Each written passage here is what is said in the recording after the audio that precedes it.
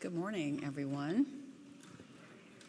I'm Reverend Ellen Quaadgras, serving in co-ministry here at South Church with Kirsten Hunter, our Director of Lifespan Ministry. Together, we support you in all of your ministries to each other and to our wider world.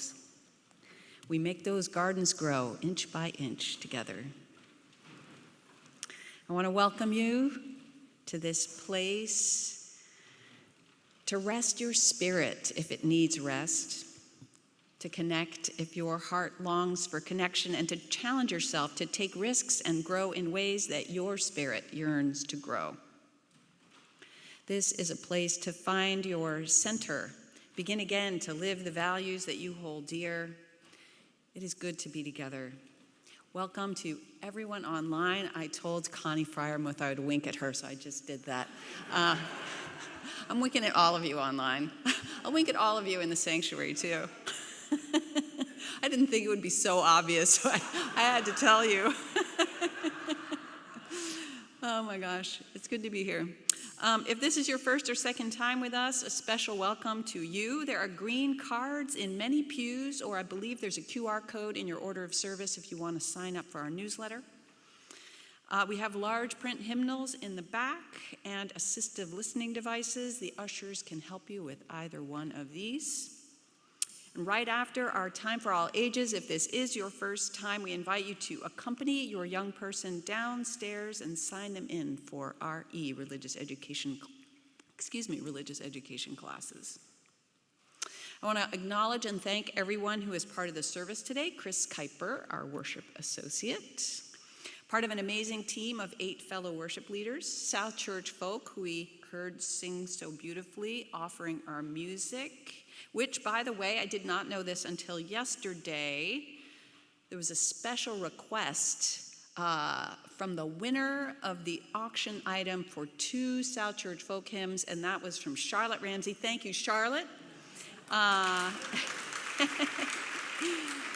for the beautiful song we just heard, and we're going to hear another of her selections at the very end of the service. I also want to thank Susan Adams for infusing our service with musical gifts. I believe yes, there she is, playing the piano today.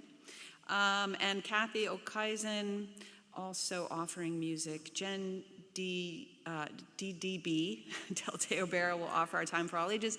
Ben Abbott on tech and Jen Leiden on everything. Many thanks to our ushers and greeters and everyone who makes Sunday morning possible. Our theme this month is the gift of pluralism, one of our new UU values that will be voted on this June at General Assembly.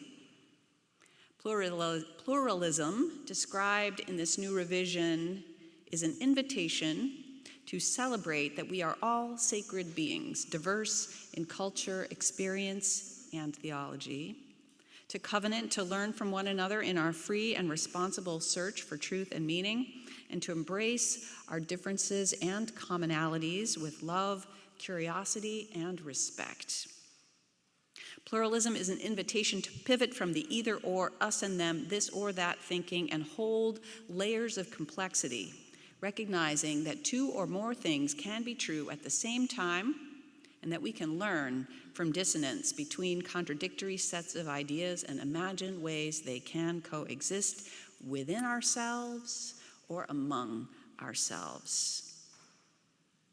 One example of layered complexity is the truth of the land upon which we gather every week. We heard something about that complexity in last week's service. This land upon which this sanctuary was built was originally stewarded by the Abenaki and Pennacook nations, who tended it for thousands of years, and then, like indigenous nations all over the country, experienced the devastating losses and betrayals in their encounters with our European forebears, including the loss over agency of the place they called home. And the Abenaki and Pennacook people are still here and offer their wisdom, teach the ways of their culture, and show everyone different paths that are possible, opening up imagination and fresh visions of the future for all. This land acknowledgement is a step, one step toward lifting up a wider truth of history that invites us to grow our awareness of what has been, of what is, as we continue to center learning, justice, and reconciliation as we imagine what could yet be. I now invite you to silence your cell phone as we listen to a couple of announcements.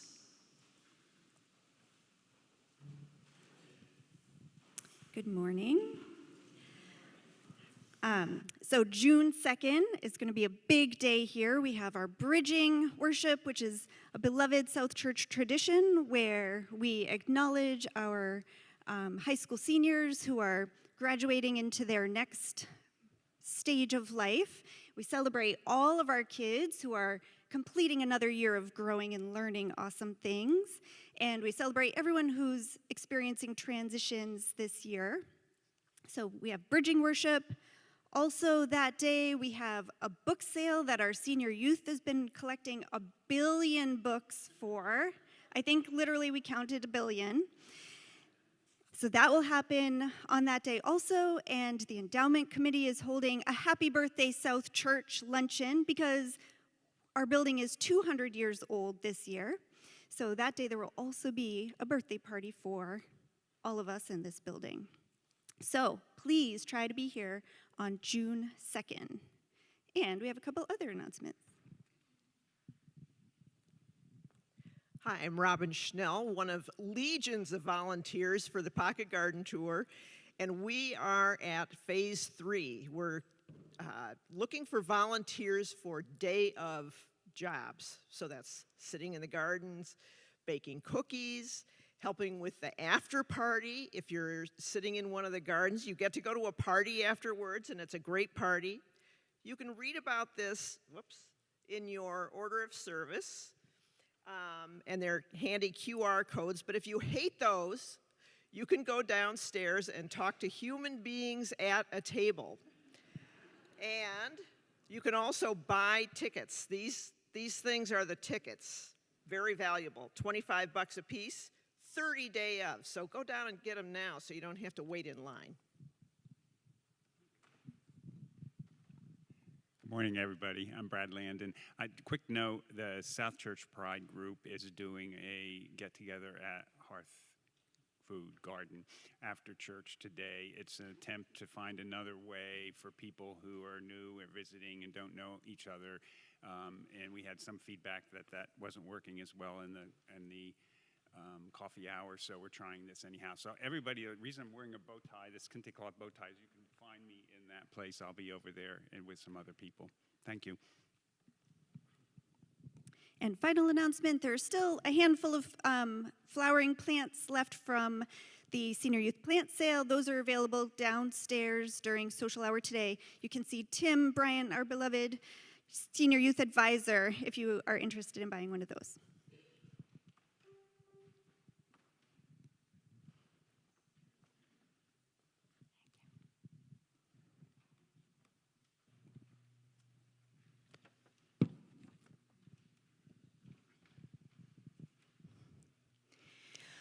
Ours be the poems of all tongues, all things of loveliness and worth, all arts, all ages, and all songs, one life, one beauty on the earth. Ours be the poems of all tongues, all things of loveliness and worth, all arts, all ages, one life, one beauty, one life, one beauty on the earth.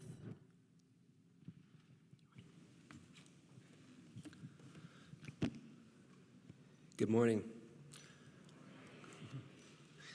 As we light our chalice here, we invite people watching at home to light a candle or chalice of their own. Our chalice lighting today consists of 2 readings. The first by Julian Jamaica Soto. To be free, you must embrace the breadth of your own existence without apology. But to actually be free, you must know and you must fight for the entire universe inside of everyone else. The second quote is from Walt Whitman. Do I contradict myself? Very well then, I contradict myself. I am large. I contain multitudes.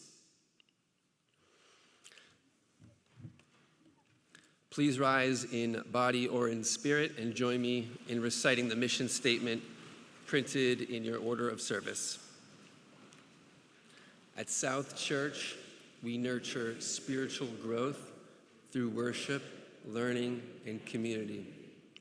We celebrate the worth and dignity of all people and inspire one another to act on our faith in the larger community.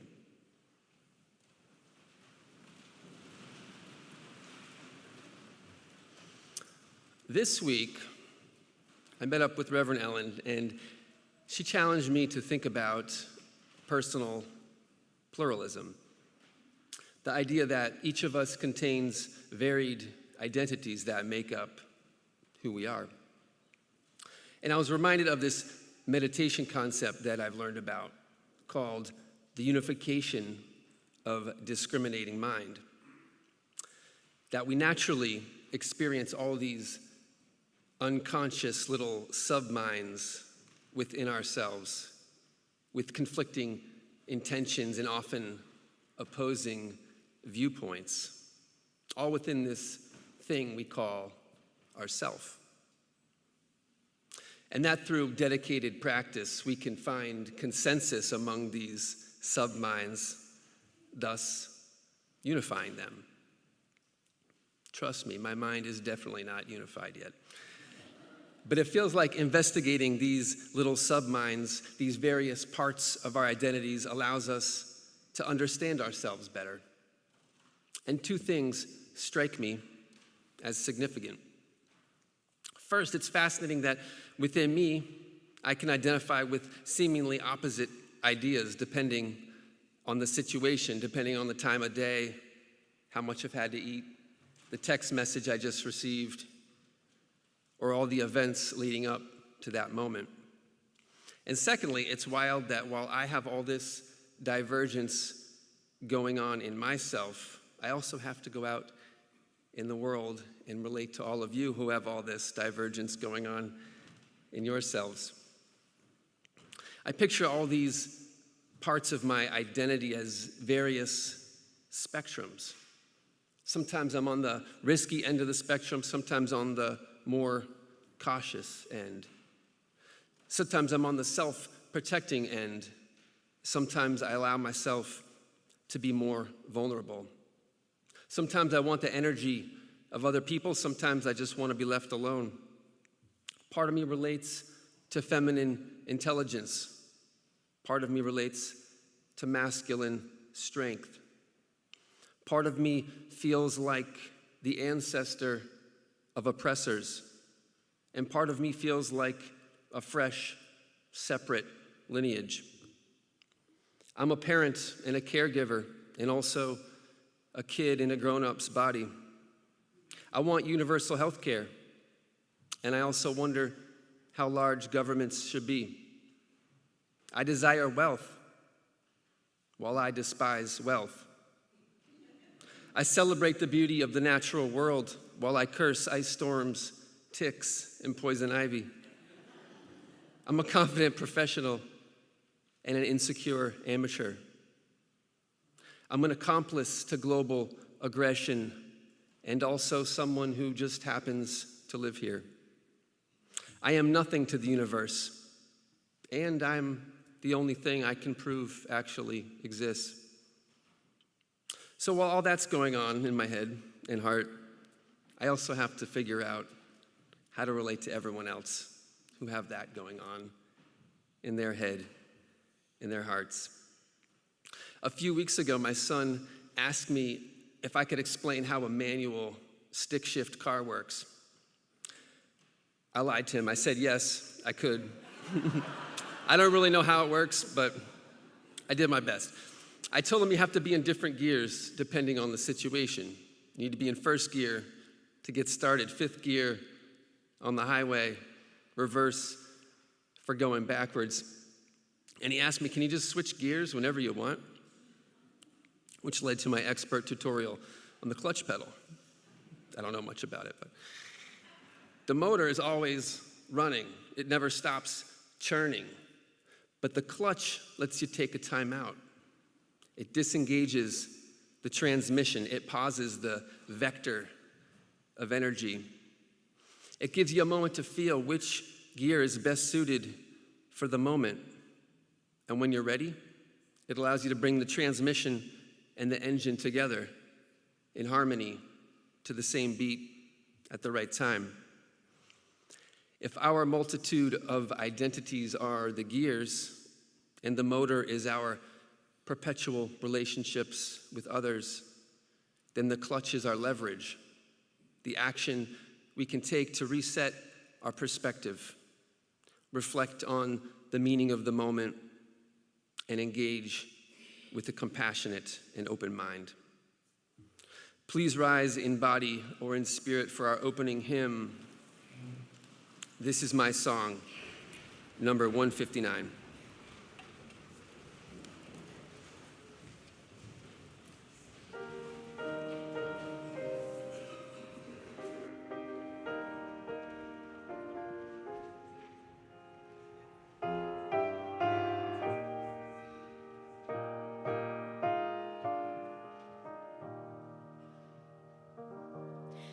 This is my song, O God of all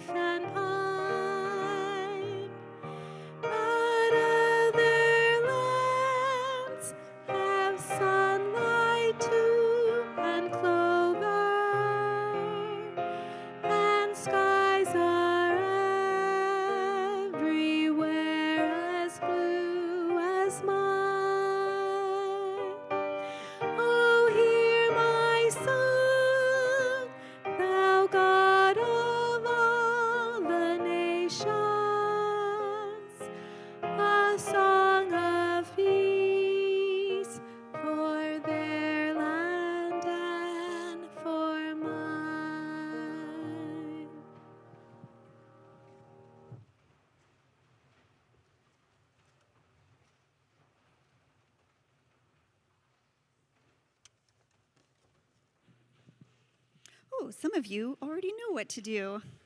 I would like to invite all kids and anyone else who would like to come join me for a story. Oh.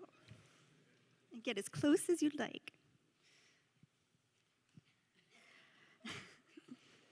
Once upon a time, there was a kid who loved to dream of the day when she would finally be a grown-up. She thought about how she would move far away to a big city, and she would go on exciting adventures, and she would make all her own decisions and live her own fantastic life. And it seemed like it would take forever to get here. And then, before you knew it, she was more than halfway done with high school. And she had become a teenage almost adult, which is the very last stop before actual grown-up. And something mysterious happened that year. A small, dark spirit started to grow inside her chest. It was the spirit of a tantruming toddler monster. And it seemed like it was growing pretty quickly, but she just tried to ignore it because she didn't like how it felt. And so the days went on, and that toddler tantruming monster grew quickly, and it started to fill up the inside of her body, and it pushed against the inside of her chest. And it was making her grouchy, but she still tried to ignore it so that it would just go away. And then, one night, her mama appeared in the doorway of the teenage almost adult's bedroom. And Mama asked her if there were any colleges that she thought she might like to visit. And that's when the tantruming monster took over.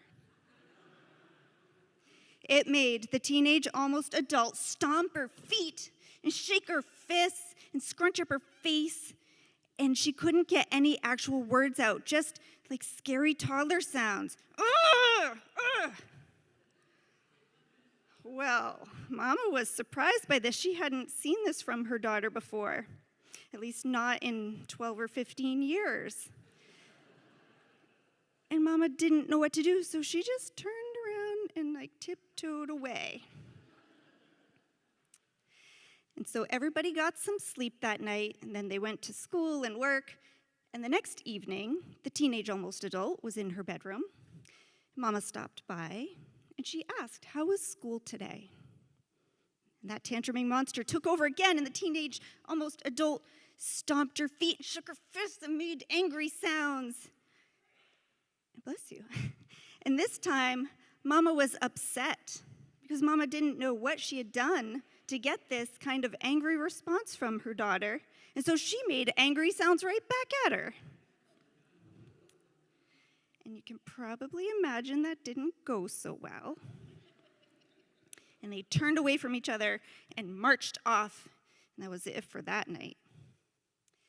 And then on the third evening, the teenage almost adult was in her room, and Mama picked up her knitting project, and she carefully, a little nervously, went to the teenage almost adult's bedroom. When she got there, she could see that the tantruming monster was already in charge. So she didn't say anything. She walked in, she sat down on the bed, and she started to knit. And the teenage almost adult said, "What are you doing?" And Mama said, "I just want to be close to you, so I won't talk. I'll just sit here." The teenage almost adult scowled at her with suspicion, but went back to her homework, and Mama sat and knit.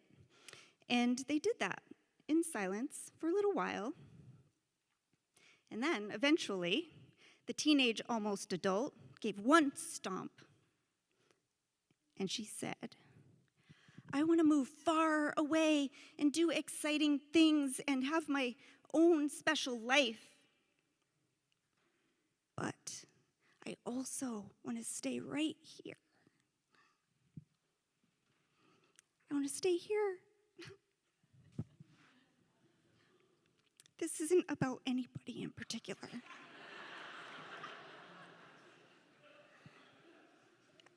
want to stay right here with you forever, where you can take care of me and make me a sandwich every single day.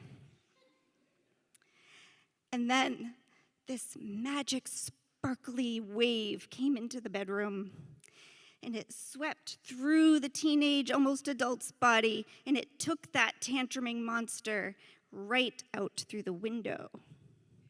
And the room was quiet. And the teenage almost adult climbed into her mama's lap and curled up like she used to many years ago. And after that night, it got easier to talk with actual words. And the teenage, almost adult, didn't try to ignore the complicated, mixed, conflicting feelings she had, because naming them and saying them out loud had made the space for them both to be there. They didn't go away, but they were there, and they were easier to hold. And it allowed her to not be controlled by the thoughts or the tantruming monster. And the teenage, almost adult, became an actual grown-up, and she did go off and have fantastic adventures and to live her own awesome life. And she came back often to where Mama was always waiting to make her a sandwich. And now, I can't be sure, but I would imagine that every one of us has conflicts inside of us. I definitely do. I want to make healthy choices for myself, and I also really love cake and cookies and ice cream. And I love to make new friends, but I also get really uncomfortable mingling at social hour. So usually, even if I can just name my conflicts, it makes it easier to have them, and they don't have as much control over me. And I wonder what all of your conflicts are. I wonder if you're able to say them out loud and what that does for you. And so now, we'll go downstairs and do some exploring about that.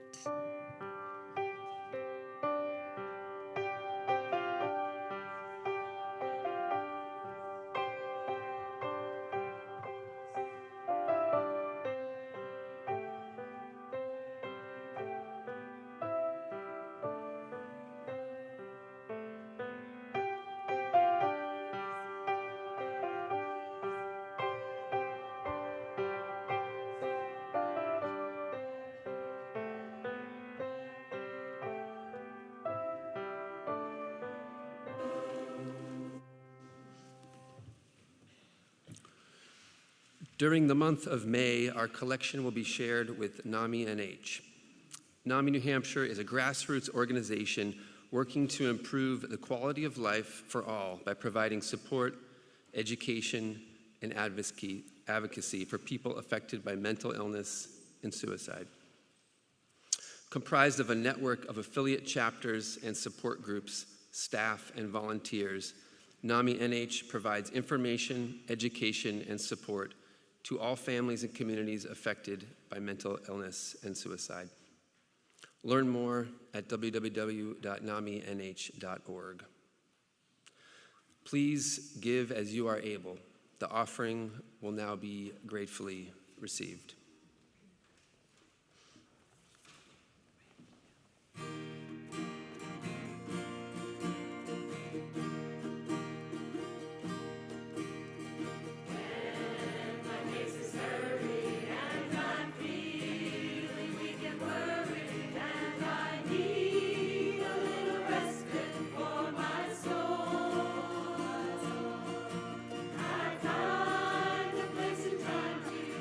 This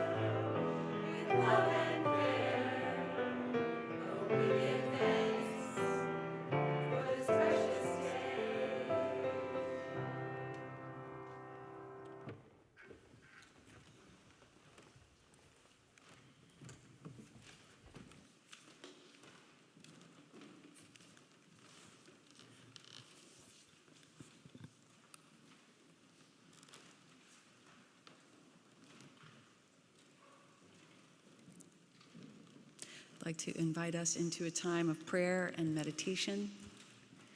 Let us gather our hearts and minds and take in these words adapted from the Reverend Dr. David Breeden. Here, gathered, breath mingling, thoughts intersecting, we seek now the simple press of presence. Open, earnest, here, now. Let us breathe into knowing. Our presence is sacred. Our connections divine. In the nearness of bodies, in our connections over even great distance, in a shared glance, we claim our place. Beyond thresholds that do, once in a while, yield. In words, in silence, in music and stillness, our existence calls to the beauty etched in everything and every being.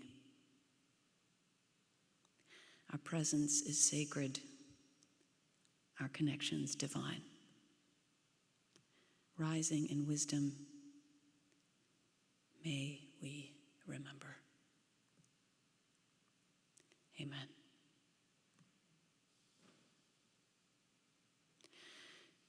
I now invite you into a time of personal meditation or reflection to connect with a particular joy that wants lifting up or a sorrow that calls for tending. If you wish, you can use this time to light a candle, a symbol of the Spirit within and among us. If you wish, you can simply take in this time, your thoughts, and our presence, our sacred connections. Please remember, if you are going through a difficult time, Kirsten and I are available, as are your pastoral associates. If you need any one of us, please fill out a card in the pew or reach out after the service. May this time deepen and connect us to one another and to that which lives among us today.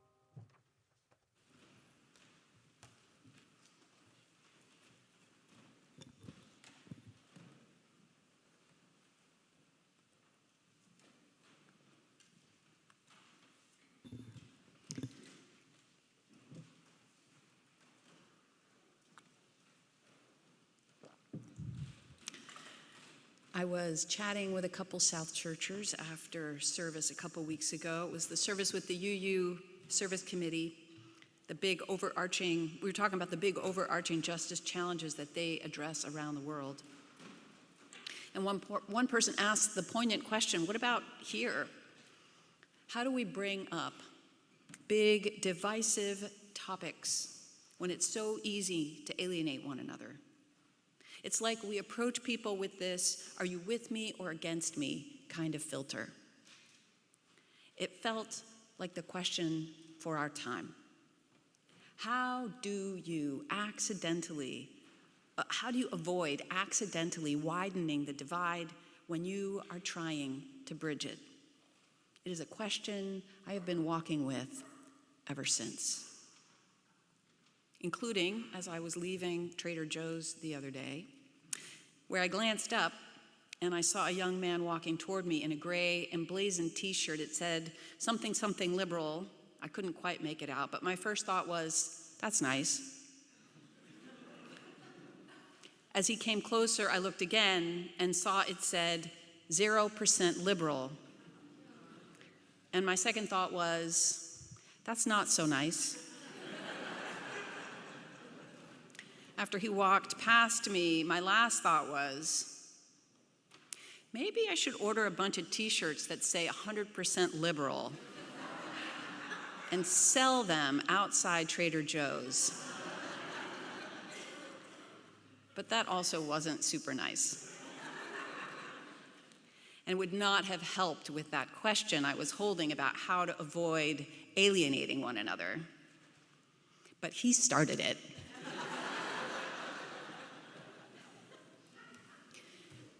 But it's real. Polarization is, of course, not a new topic, with its evidence popping up everywhere, not just at Trader Joe's. It is impacting our ability to relate to each other far beyond your local grocery store parking lot. It came up in one of our living room conversations about Israel-Gaza, how the climate of our times impacts talking about tender topics, even right here at church. What if I offend someone at coffee hour? What if I touch a nerve in them or they in me? What if we trigger each other in ways we don't know how to handle? And yet, what if we don't talk? Our silence on any one of an important array of topics, our silence is doing nothing. Still, the gap between the conversations we appear to be currently able to have and the ones we most need to have is wide, and it's real. Perhaps it always has been. Not just around societal issues, but personal ones too. Think about conversations about family budgets, or the limits you will or won't set for your kids and the opinions of your extended family, which they feel obligated to share with you. The gutter no one in your condo association wants to fix, the neighbors with their different yard signs and preferences and viewpoints at town meetings. There are so many topics on such a range of issues with a wide range of characters who have a range of opinions that can appear to be 100% irreconcilable. Sometimes we can't even reconcile our own opinions within our own self, let alone with anyone else. But this month we have this lens of pluralism, a gift of reframing the difference, the reframing of difference from irreconcilable liabilities to potential strengths to be harnessed and celebrated. Pluralism is one of our UU values. It is grounded in love, centered in love, holds our values together, holds us together. Pluralism is one expression of love at the center. And love is at the center of a TED Talk by Karen Faith, who asserts in her opening statement in that talk that love welcomes everyone unconditionally, just as focus group moderators do. She happens to be a focus group moderator. She describes the range of characters she has witnessed in this role.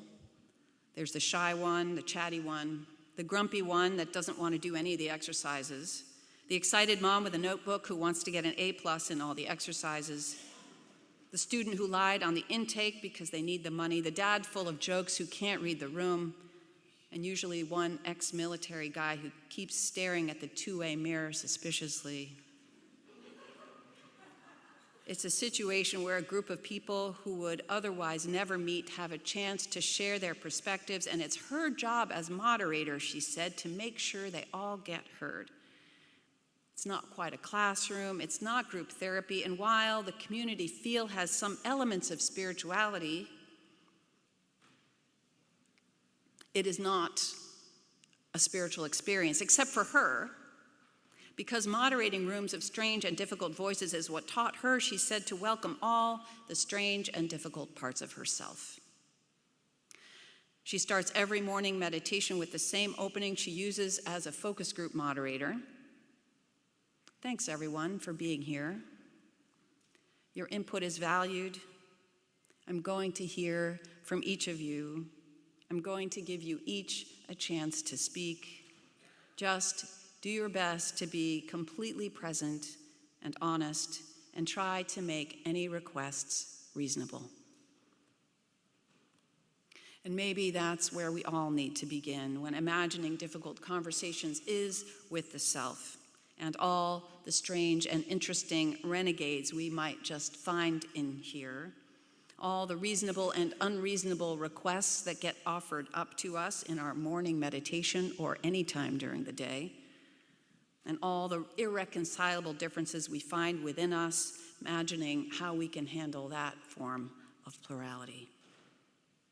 Chris eloquently listed a few contrasting ones he's picked up in himself: the vulnerable self and the self-protected one, the respectable parent alongside his eternal inner kid,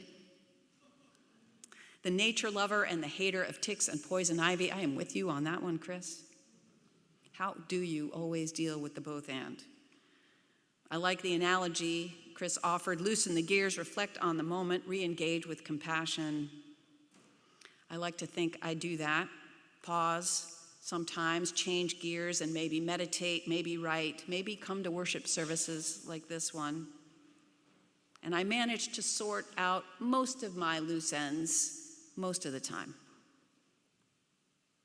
But sometimes, for me, and maybe for you too, the resolution process is not so smooth, not so straightforward, does not yield to a simple formula. Sometimes, like the young person in our Time for All Ages story, you hit a wall, or maybe you want to hit a wall, or stomp your feet, or smoosh your face fiercely. You're stuck, you're upset, you're stymied, you're frustrated. You are blocked, and you just can't think. You have to make some impossible Sophie's choice decision between two things you cannot reconcile, neither one of which you can bear to lose. Or maybe life is just too much somehow. It happens to all of us sometimes. Maybe you are in that place right now. If you're lucky, you have someone who knows you, who won't forget who you are when the monster of frustration takes you over, who will, even if they may get mad the first time or two, come back again with some knitting, open their heart, sit on your bed, and listen. Sometimes a sparkling wave of magic sweeps through the room, clearing something out and opening something up. Sometimes words emerge to name something you didn't even know was there. And sometimes something softens you didn't even know was no longer soft. And conversations become possible you thought you couldn't, wouldn't, never thought you wanted to have. Sometimes that happens. We have all hit a wall at some time in our lives, and we did not always have someone to listen us through it. And we couldn't always stay present to ourselves. Feelings in up maybe brought up feelings in those around us. Maybe we stomped and they stomped and it didn't help. Then we stopped sharing, or we put those feelings away. And something went missing. And part of us knows that. So what do you do? Richard Schwartz suggests that what we do, or at least what we did, was to just keep going. Richard Schwartz, founder of something called internal family systems, suggests that particularly when we were young and vulnerable and overwhelmed by too much, we sometimes just had to put the hurting part away. And we developed protector parts to prevent that situation from happening ever again, or at least to prevent us from feeling that way ever again. Protector parts get us to avoid or deny or distract, to keep that hurting part at bay. That happens when we're young, and it happens, Schwartz suggests, more than once. And so we contain multitudes, and sometimes they contradict each other. But every time this happened to our young selves, Schwartz also suggests we lost a little bit of the juice that we had. Every time we had to push a vulnerable part away, we exiled some of our most sensitive parts, these lovely inner children, as Schwartz put it, who could give us all kinds of awe and sense of creativity and desire to connect with people. And something went missing. They and the hurting parts got stuck in time. They didn't get to grow up. And the protector parts that haven't been challenged, they haven't adapted to changing times. So, the bad news, you lost some juice, and you are left with these voices that are incessantly telling you how to stay safe. The things you should or shouldn't do, what you should or shouldn't be worried about, all the things you have to do to avoid catastrophe, who's mad at you or soon will be, and these voices are not always helpful. But here's the good news, and there is good news, which is that even bad news can be good because it makes all this stuff more visible. When there's stress, these parts come out. When there are impossible decisions to make and we have that tantrumy monster growing inside, we can realize that what it is saying is, please, just pay attention to me. I'm hurting. Can you help? As Karen Faith says near the end of her TED Talk, as she continued her practice of bringing unconditional welcome to all the parts of herself, and as she continued doing that even with parts that were angry and hopeless and in a lot of pain, even with parts that were incessant and unreasonable and frankly that were destructive, what she learned to do was to remind them of their covenant to be reasonable. And she said to them, and they were listening now, I will care for you, I will love you, and I will not obey you. When we can remember that we are more than even the monster-like feelings we have in any one moment, if we can make that space and connect even with the parts that we do not like, something can happen that transforms not just this moment, but many moments back through time. We can free something we didn't know was stuck,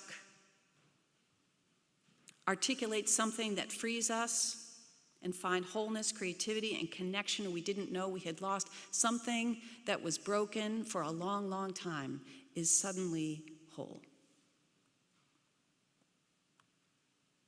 I was thinking about all this as I drove to the State House with other faith leaders, including Kirsten, on Thursday to protest a terrible set of anti-GLBQT legislation. We stood there with other faith leaders and a large group of fellow citizens for an hour with our signs and our convictions. And we found out later that most of our 24 senators chose to go the back way into the chamber and avoid us altogether in the hallway. I wondered later what their protector parts were telling them about us. And I wondered which of their hurt parts were feeling unseen or unheard. I wondered what might have made a real conversation possible and what kind of magic might one day sweep through that chamber if we can find a way to really talk. I don't know what it would take for that to happen, but even thinking about it seems useful. Maybe as we practice doing this, being there for each other in this way, and being there for ourselves in this way, being present to the hurting parts and the powerful protectors that come out in even deeply traumatic situations and learn how to welcome all of it, conversations may be possible that we can't have yet. I was thinking about this as Rabbi Kaya talked about the joint Israeli-Palestinian Nakba remembrance and the Israeli Memorial Remembrance that happened last week, and wondering how any of us can be present to all those parts, in all those people, with all those views, in all that pain. But as we grow in our capacity to do this in ourselves and with each other, keeping love at the center, as we offer unconditional welcome to all that plurality, I am left with this question: what then might become possible? May we hold that in our hearts, and let us join together in our closing hymn. It is number 1008, When Our Heart is in a Holy Place. Please rise in body or in spirit.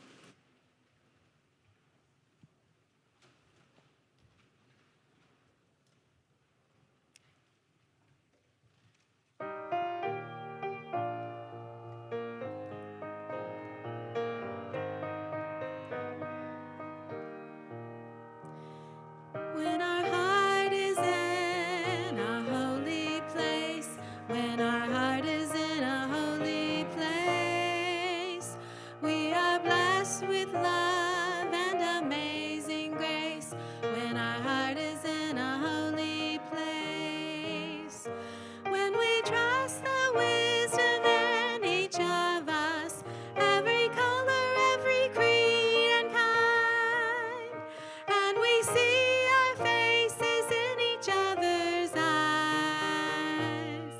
Heart is in a holy place.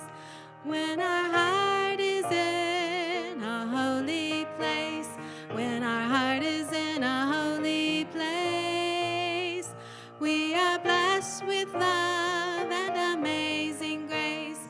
When our heart is in a holy place, when we tell our story from deep inside, and we listen with a loving mind, and we hear our voices in each other's words, then our heart is in a holy place.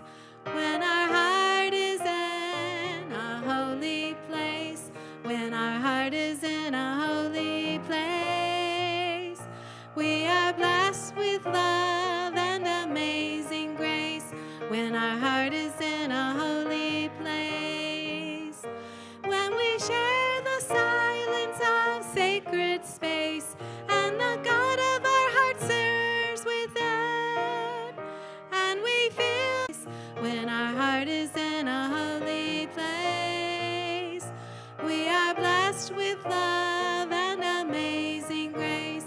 When our heart is in a holy place.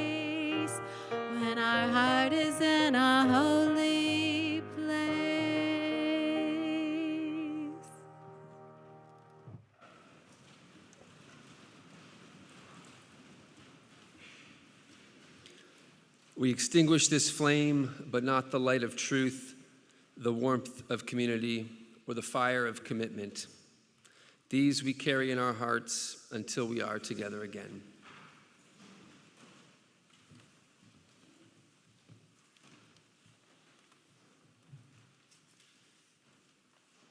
From Julian de Meca Soto, to be free, you must embrace the breadth of your own existence without apology. And to actually be free, you must know and you must fight for the entire universes inside of everyone else. May we listen with loving minds, allow the God of our hearts to stir within and set the stage for something good, sometimes even something magical. May it be so.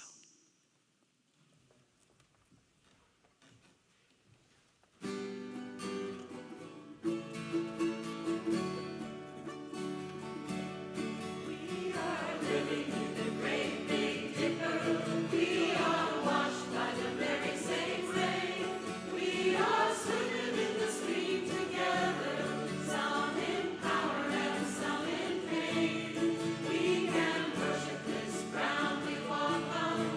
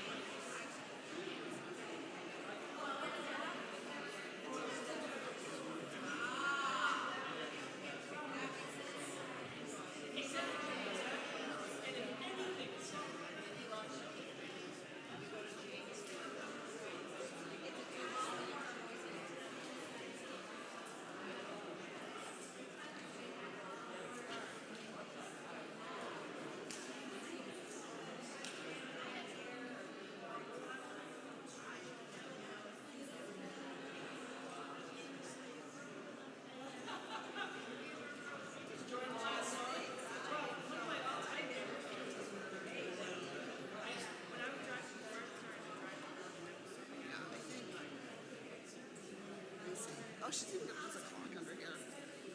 Water, and then I think I'm just gonna icing this. I was wondering if there's a lip to hold the pages, but there isn't.